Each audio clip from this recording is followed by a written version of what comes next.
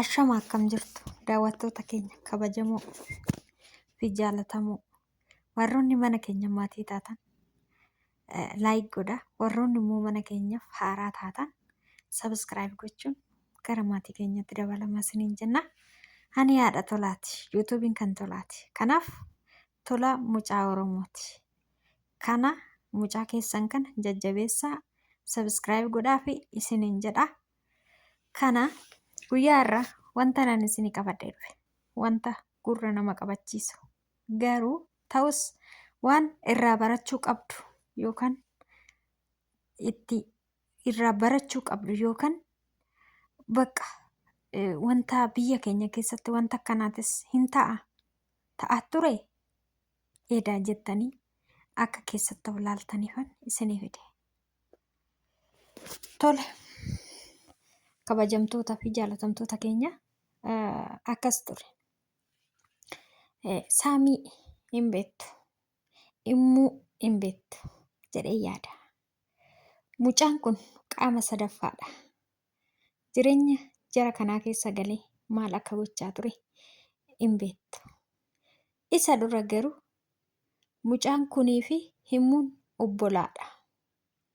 Garuu wal fuudhanii abbaa warraa fi haadha warraa ta'anii fiqiramochi yookaan jaalallee ta'anii mana tokko turanii jiru. Obboleewwan lamaan. Kunis kan ta'e maaliif laata? Rakkoo maatii gidduutti muddatu ijoollee kana gargar baase waggaa 25f ijoolleen kun wal hin agarre. Kanaaf wal hin beekan. Innis maaliif guddifachaa yookaan immoo nama biraa biratti guddatte immuun jechuudha. Immuu yookaan mucaan jechuudha. Maatii keessaa bahee gara biraatti nama biraaf kenname guddifame jechuudha. Kana yeroon jedhu mucaa kana obboleewwan himmuutis hin beekanii immuunis hin beektu. Kanaaf obboleecha ishee wajjin jiraachaa turte. Hajab na eebbisiise. Garuu ta'us kun barnoota guddaa irraa barattu jedheen yaada. Obboleecha obboleettii osoo hin taane firaafirri yeroo walitti dhuftan karaa sooshaal miidiyaatiin wal baruun sababa guddaa akka qabu yookaan immoo balaadha akka isin saaxilu viidiyoo kana keessaa ni barattu jedheen yaada. Pilis warroonni karaa sooshaal miidiyaatiin wal bartan irraa of qusadha. Immuun mucaan kun karaa sooshaal miidiyaa wal baraniitti laayivii ajaa'ibaa jaalallee fi jaalallee walii ta'anii wajjin jiraachaa tura. Garuu har'a yeroo argaman obboleewwan ta'anii yeroo argaman immoo hedduu tokko nama qaanessa waan dubbatanis nama dhorka. Egaa akkuma argaa jirtanii asirratti sargii yookaan guyyaa cidha mucaa kanaa fi himmuuti. Obboleewwanii fi obboleewwan wal fuudhanii jechuudha. Kunis marii maatiitiin osoo hin ta'in fedhii isaaniitiin ture. Garuu mucaan kun obboleessa isaati. Ishiinis obboleettii isaati. Dhugaa dubbachuudha yoo ta'e ilmoo warreen jidduutti argatanii jiru. Wannan dubbadhu hin qabu kana jidduutti. Kanaaf warroonni sooshaal miidiyaa irraan laayivii keessan dabarfachuudha yeroo keessan irratti dabarsuudha. Warroonni karaa sooshaal miidiyaa wal bartan akka irraa of qusattan kabajaan isin gaafadha. Dhugaa waan nama dubbachiisu nama dhorka. Tokkoffaa guddifachaa yookaan immoo warroonni maatii keessan akka carraa maatiin keenya waggaa guddifachaa fudhatan eecha akka dhufan jara kana itti himuu qabdu booda jechuudha. Warroonni guddifachaa fudhatan maaliif jennaan inni hin beeku warruma santu na dhalee na dhalchise. Garuu obboleettii isaa wajjin jiraate. Obboleettii isaa fuudhe. Kunis kan ta'e sababa inni biratti hin guddanneef maatii keessaa bahee gara biraatti guddateef yookaan namaaf kenname mucichi. Kana iddoo kanatti yeroo saamii rukutaa jiranii sobanii piraankedha kuni Anammaa piraankidha maaliif waliin dhisnu nuyi bakka obboleewwan isoo taane jaalallee walii taana jedhanii asitti saamii piraankii godhanii jechuudha. Garuu dubbichi piraankii osoo hin taane dubbichi dhugaadha. Qoricha adda addaa itti hojjisiisee yeroo himmuuni dhukkubsachaa turte ni beektu. Mana yaalaa hin jedha tsabalaa faageechanii hoggaa saamiin mana hin jirre waan baay'ee hojjetanii sarraatanyaadhaaf qoricha kenniif jedheenii waamanii isa qabanii akkasitti hangalaatta'anii ishiin jaalallee tiyya jedhee jechuudha. Garuu obboleetti isaati. Kuni waan dubbachiisu nama dhufu. Obboleechiif obboleettiin wal fuudhanii sargii waliin godhatan yeroo jedhan kuni maali? Safuudhuma jechuudha. Dhugaa kana safuudhuma jechuudha.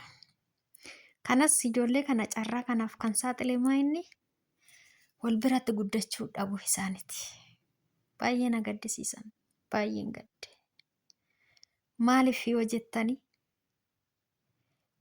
mucaan koo hangafaa obboleewwan abbaa isaa hin beeku. Obboleewwan abbaa hoggaassin hin jedhu mucaan koo hangafaa abbaa warraa kiyyaa hadda baanii jechuudha. Mucaa koo an hoggaa lamaan fudhadhee abbaa warraa kiyya jalaa deema. Iddoon nurraa fagoodha. Kanaaf ergasii abbaa warraa kiyya fuudhee dhalchee jira. Mucaan koo garuu obboleettii isaa hin beeku. Obboleecha isaas hin beeku. Kuni maalan irraa baradhe viidiyoo kanarraa mucaan koos boruu akka akkana ta'u irraa baradhe.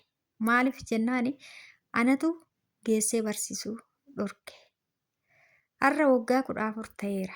Garuu viidiyoo kanarraa barnoota guddaa waan argadheef fira isaatii fi obboleewwan isaa dirqama barsiisuun narra jira jedhee dhugaa murteesse. Mee warroonni akka koo abbaa warraatiin yookaan heerumtanii wal dhabdanii daa'ima xiqqoo fudhattanii biraa deemtanii akka immuu fi akka mucaa kanaa obboleewwan wal wallaalanii wal fuudhan meeqatu jira dhugaa isiniin jedha. Kanaaf viidiyoo kana seeranis isinii dubbadhee waraabuu baadhu waa irraa barattu. Warroonni daa'ima keessan firan barsiisne fira barsiisa. Dhugaa isiniin jedha. Tole hoggaa sooshaal miidiyaadhaan wal bartan immoo maal akka gootan ni beektu. Daawwattoota kiyya kara maatii dhaqa. Oromoon safuu qaba, aadaa qaba. Intala eenyutu fuudhaa? Gosti ishiirree eenyu jedhameet qoratamtii jechuudha dursa akka aadaa Oromootti.